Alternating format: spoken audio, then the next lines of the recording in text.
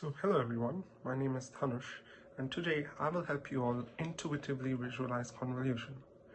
In order to do that, we need to first think about what convolution even is.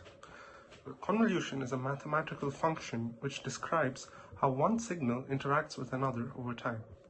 Here, you can see the mathematical representation of what this operation looks like. Now, this can be calculated easily by applying this expression over and over again. But when you want to solve this manually, you need to think of it more intuitively. And this involves flipping one of the input signals, shifting it across the other, and multiplying their overlapping values.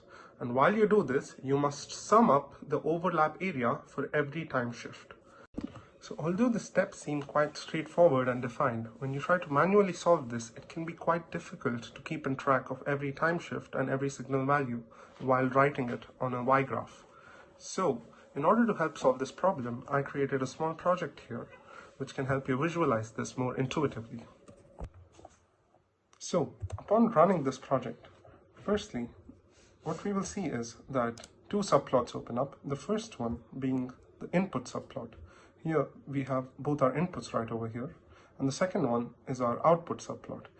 Initially, both our inputs are exactly how they are described within these text boxes.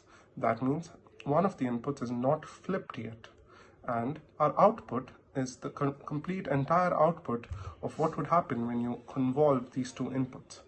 What I have done is I've given firstly the option to select which input you want to flip and scale.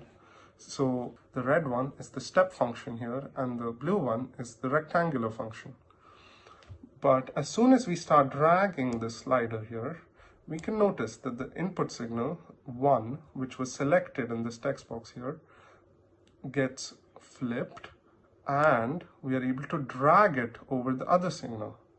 Now if you look at what's happening in the output, what's exactly happening is that we are able to see the convolutional output of both these signals exactly up until the point of the dotted line. As I drag it over the second signal, we can see the entire output. This is what convolution looks like when you try to think about it intuitively. Other features of this project include the various elementary input signals which we can send. These are namely the step function, the ramp function, the Dirac impulse function, the rectangular function, the triangular function, the sine function, the sinc function. These test signals or elementary signals can be used in mathematical equations to create more complex signals like this. I've also incorporated some error handling, where if there's no function of t within the text boxes and I try to send an input, we get an error message and we are prompted to enter a valid function of t, which is time. Thank you everyone for your time, and I really hope you liked my project. I hope this gave you a sense of what convolution is and how to visualize it. Thank you.